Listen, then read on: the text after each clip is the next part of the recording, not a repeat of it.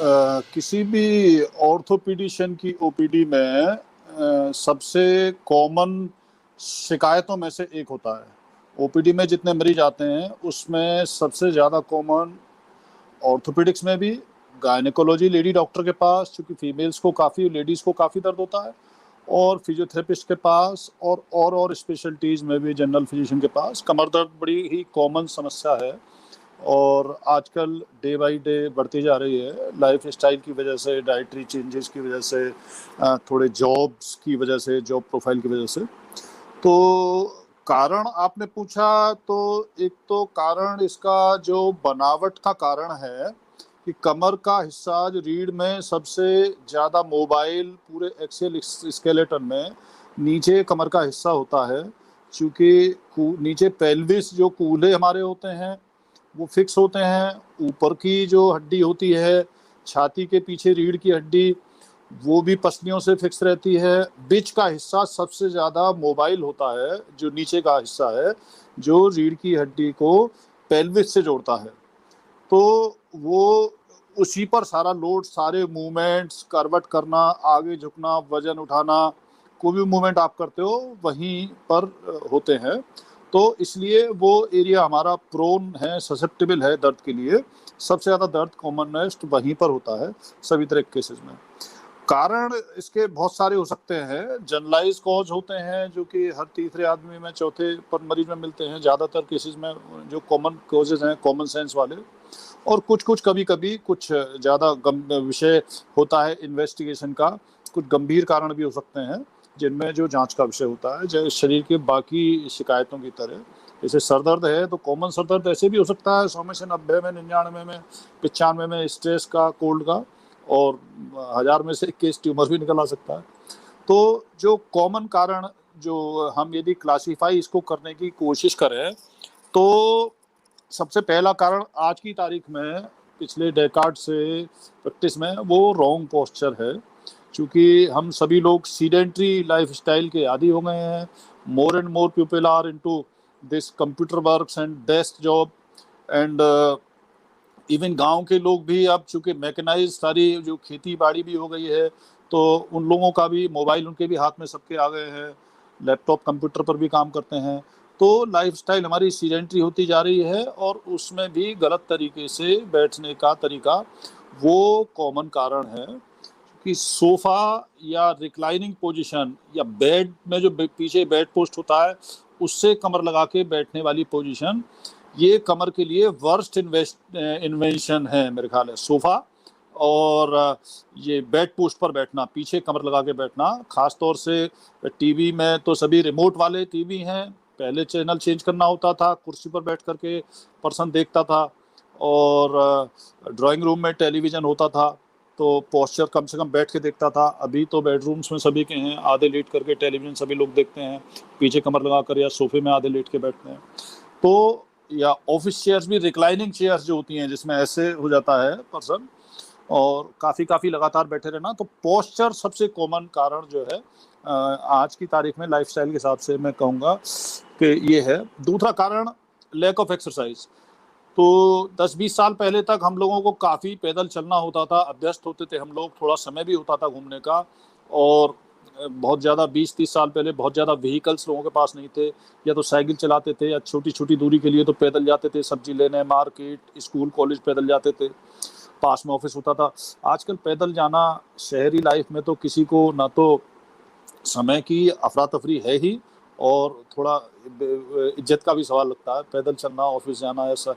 तो छोटी सी दूर पर भी मैं देखता हूँ लोग सब्जी लेने जाते हैं, पास में जाते हैं, पास के मार्केट में जाते हैं, गाड़ी से निकलते हैं। सुरक्षा का भी क्वेश्चन हो सकता है। तो लैक ऑफ एक्सरसाइज, वॉक हम लोग नहीं करते, एक्सरसाइज के लिए हम लोगों के पास समय नहीं है। कमर के लिए जो सारी भी काम एक्टिविटीज़ होती हैं, तो कमर की स्ट्रेंथनिंग की कोई भी एक्टिविटी उसमें होती ही नहीं है। तो लेग एक्सरसाइज जब नहीं रहती है तो कमर की मसल्स, किसी भी ऑर्गन को आप इस्तेमाल नहीं करेंगे, कमज़ोर हो जाएगा। हाथ में प्लास्टर लग जाता है, हाथ पतला निकलता है जब प्लास्टर खोलते हैं, तो चूँकि वो 1-2 महीने इस्तेमाल नहीं हुआ, तो जब सालों साल तक वो कमर का इस्तेमाल होगा ही नहीं एक्सरसाइज में, एक्सरसाइज से स्ट्रेंथ नहीं होगी, तो कमर की मसल्स वीक हो जाती हैं। ये एक बड़ा कॉमन, ये भी लाइफस्टाइल से संबंधित कारण है।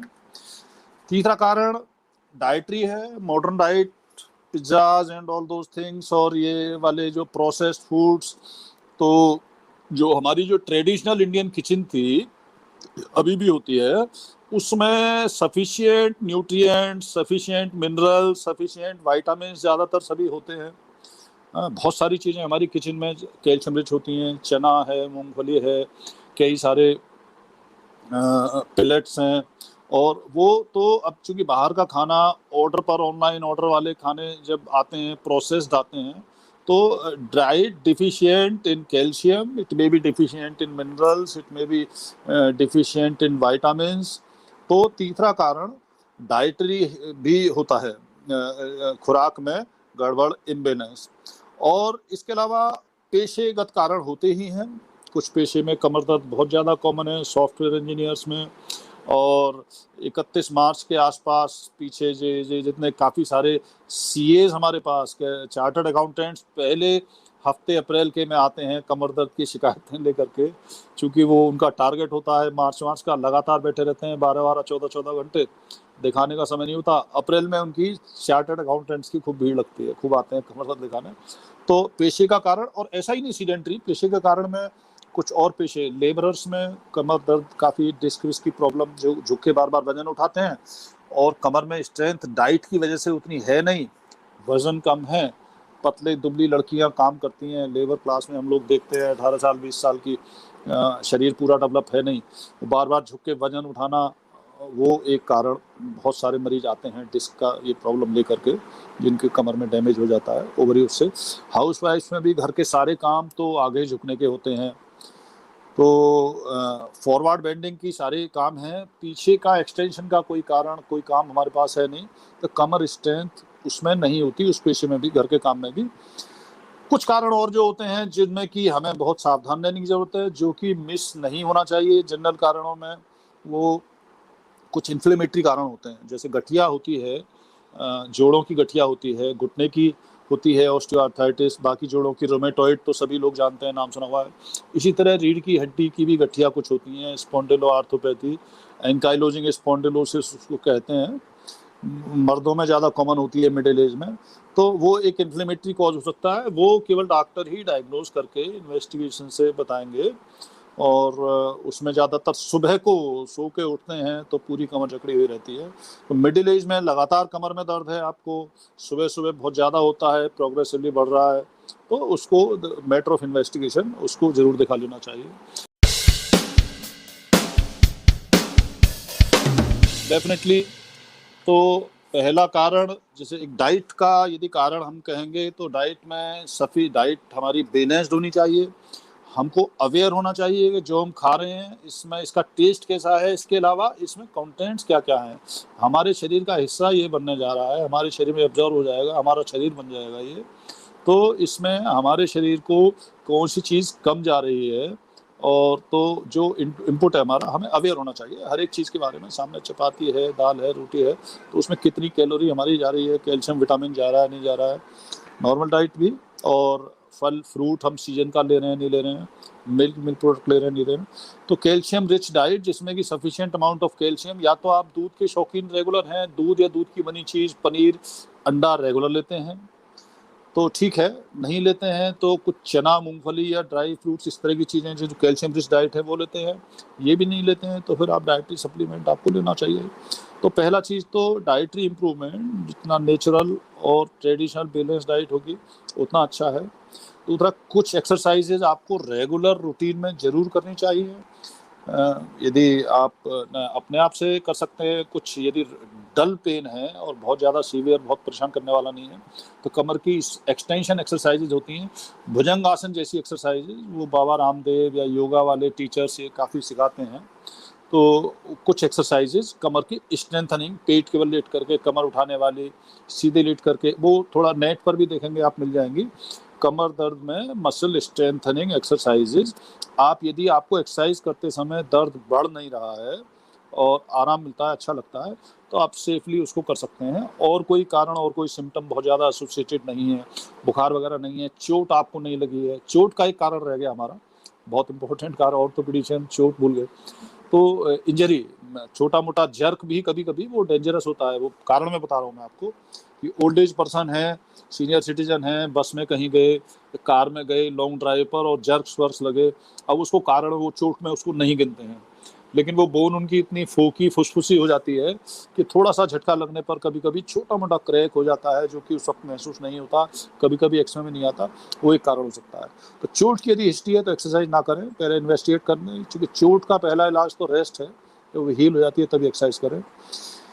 इसके अलावा पोस्चर बहुत ज़्यादा इम्पोर्टेंट है हर एक चीज़ में लाइफ में, चाहे पढ़ने का मामला हो, भजन पूजा का मामला हो, इबादत का मामला हो, पोस्चर जो है उसके बारे में कॉन्शियस अवेयर रहना चाहिए। पोस्चर के बारे में सबने लिखा है, सब बताते हैं, पुराने में पातंजलि योग सूत्र में पोस्चर का बहुत इम्पोर्टेंस, बाबा रामदेव पोस्चर के बारे में बताते हैं, भगवान कृष्ण ने पोस्चर के बारे में अध्याय 6 में लिखा है, कैसे बैठना है, कंधे आपके पीछे, गर्दन है, कमर सीधा करके, ध्यान के लिए बैठना है, बेसिकली सभी चीज़ों के लिए, काम करते समय में भी पोस्चर आपका। तो चेयर आपकी, पुरानी चेयर जो 1990 वाली होती थी, जो रिक्लाइनिंग और बहुत लग्जरी चेयर्स नहीं होती थी, दे वर मच बेटर। और दूसरा ये लगातार 8 घंटे 10 घंटे एक ही पोस्चर में नहीं बैठना है। आजकल एयर ट्रेवल बहुत लोग करते हैं, उनको मालूम है कि 6-7 घंटे का, 12 घंटे की यदि यूएस की फ़्लाइट है तो वो आपको बताती है एयर होस्टेस कि आपको हर 1 घंटे 2 घंटे पे टॉयलेट के लिए उठ जाएं या खड़े हो जाएं, कमर सीधा कर लें, है ना, 3-4 घंटे के बाद ज़रूर, चूँकि लगातार बैठे बैठे पैर लटका के वो आपको नुकसान हो सकता है। तो कंटिन्यूस सिटिंग रीढ़ की हड्डी के पॉइंट ऑफ व्यू से भी हमको हर 1 घंटे 50 मिनट में आपको दर्द होता है, तो कमर उठ जाए, सीधा कर लें। आपने जो लोग पैट्स रखते हैं वो जानते हैं कि कुत्ता भी काफ़ी देर बैठ के फिर आगे ऐसे करके स्ट्रेच होता है कमर का पोस्चर सही करने के लिए। तो दैट इज इम्पोर्टेंट। आजकल सॉफ्टवेयर कंपनियों में भी कई जगह हम लोग जाते हैं उनको ट्रेनिंग देने, बताने पोस्चर के बारे में, तो या फिजियोथेरेपिस्ट भी जाते हैं तो बताते हैं कि थोड़ा बीच में स्ट्रेच कर लेना चाहिए रिवर्स, क्योंकि कमर लगातार झुके रहने से वो कमर दर्द, पीछे के लिगामेंट्स लैक्स हो जाते हैं और सीडेंट्री कमर की मसल भी वीक हो जाती हैं, तो उसको करेक्ट कर लेना चाहिए। एक्सरसाइजेज बता दी मैंने। यदि पेन है आपको तो गाइडेड पेन, डल पेन है, हल्का डल लगातार पेन रहता है तो अपने आप से कर सकते हैं, यूट्यूब में देख के कर सकते हैं, फिजियोथेरेपिस्ट से ऑनलाइन कर सकते हैं। Diet, posture, exercises, long sitting avoid करनी है। और इसके बाद भी यदि दर्द आपको कुछ हफ्ते से हुआ है, धीरे धीरे बढ़ रहा है, सीवियर है, रात को दर्द की वजह से नींद खुल जाती है, हरारत दर्द के साथ एसोसिएटेड है, तो फिर आप उसको कुछ इन्वेस्टिगेशंस कराएंगे, विटामिन डी, B12, कुछ मार्कर्स होते हैं इन्फ्लेमेशन के भी, अंदर रीढ़ की हड्डी में किसी तरह का कोई डैमेज तो नहीं हो रहा है, ये देखने के लिए बेसिक टेस्ट कुछ होते हैं, बेसिक एक्सरे होता है, फिर आप वो जा करके कराएंगे। यदि ज़्यादा दर्द है, पुराना दर्द है और कोई अपरेंटली कारण आपको समझ में नहीं आ रहा है, इनमें से किसी भी कैटेगरी में आप नहीं आते हो, तो आपको इन्वेस्टिगेट करा लेना चाहिए और उसके बाद फिर उस इलाज, ये जनरलाइज इलाज मैंने बताया। पेन किलर एसओएस कभी आप पैरासीटामोल वगैरह जैसा ले सकते हैं, 1-2 दिन से दर्द है, ट्रेवल करके आए, थक गए, तो अपने आप से पैरासीटामोल ले लें, नॉन हार्मलेस कोई दवा निमेसुलिन ले लें, पेन किलर ले लें एसओएस, तो ये इलाज हैं।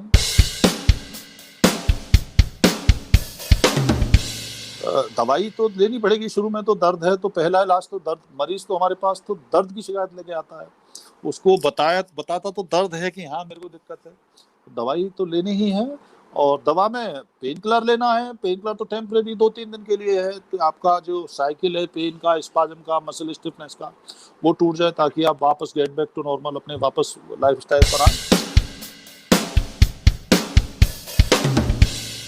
तो यदि आपको लगातार कमर में दर्द रहता है तो एक तो आपका बेड फ्लैट होना चाहिए। फ्लैट माने कि एक होटल वाले स्प्रिंग मैट्रेसेस बहुत लग्जरियस बेड्स होते हैं, दैट इज नॉट गुड। सोफे पे लेटे लेटे पढ़ते पढ़ते सो जाना, आधे लेट जाना, संडे सैटरडे और छुट्टी वाले दिन रिक्लाइनिंग पोस्चर में लेट जाना, वो गलत है। उस तरह का bed, sofa cum bed, spring mattress वाले बेड्स, निवाड़ वाले पलंग, पहले खूब सोते थे निवाड़ वाले पलंग पर, लेकिन तब कमर मजबूत रहती थी, बहुत सारी एक्सरसाइजेज अपने आप से हो जाती थी, तो दैट इज नॉट गुड। तो फ्लैट बेड, तखत जैसा बेड होना चाहिए, फ्लैट और हार्ड ना हो, फर्म हो। Firm is to your comfort, बहुत फर्म, बहुत हार्ड नहीं और बहुत सॉफ्ट स्प्रिंग टाइप्स नहीं और झूल जाने वाला बिस्तर नहीं। तो फ्लैट बेड पर सोइए आप, और जब उठना है तो साइड होकर के, यदि कमर में दर्द लगातार आपको रहता है या ओल्ड एज है, सियाटिका जैसी कोई भी शिकायत रही है, तो करवट से होकर के उठें, हाथ का सहारा लेकर के साइड से उठें। ओल्ड एज पर्सन्स, डिस्क की जिनको शिकायत बताई गई है, वो लोग सीधे सीधे कभी नहीं उठेंगे, पहले करवट लेंगे, हाथ का सहारा लेके बैठेंगे, फिर पैर नीचे लटकाएंगे, जेंटली खड़े होंगे। तो ये सावधानी आपको रखनी है। सोफा कम बेड पर बहुत ज़्यादा नहीं बैठना, कुर्सी में हर 1 घंटे बाद खड़े हो जाएं, कमर सीधी करना है, बेड की पोजीशन से रखें। अचानक से आगे झुक के भारी वजन नहीं उठाएं। डिस्क होने का भी कारण यह होता है कॉमन, अचानक से अनकस्टम, आपको आदत नहीं है, घर में अनाज कुछ आपका राशन पूरे साल का आया और आपने उठा करके उसको, आप मजबूत हैं, ठीक है, शरीर एक्सरसाइज करते हैं, लेकिन कमर को आदत नहीं है वजन उठाने की, सडनली आपने उठा लिया, मसल आपकी प्रिपेयर्ड नहीं है, तो दैट गिव्स वे, और समटाइम डिस्क में गिव वे, नीचे पीछे रीढ़ की हड्डी की डिस्क, वो उसमें डैमेज हो सकता है। तो आगे झुक करके वजन उठाएं नहीं, उठाने वाला काम नहीं करें। और यदि आप एक्सरसाइज करते हैं तो ठीक है, और नहीं करते हैं तो अचानक से आगे झुक के भारी वजन उठाना, वो सावधानी हमें रखनी है, वो हमें नहीं करना है।